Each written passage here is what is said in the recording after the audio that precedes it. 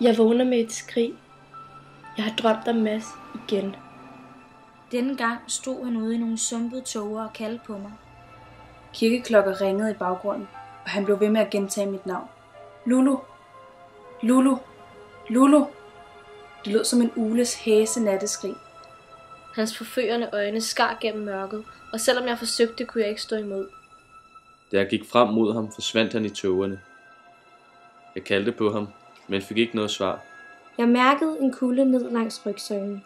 Kirkeklokkerne ringede højere og voldsommere.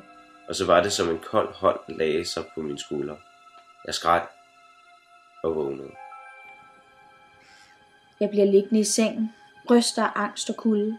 Jeg har lyst til at gribe en mobil og ringe til ham for at høre, om han er okay.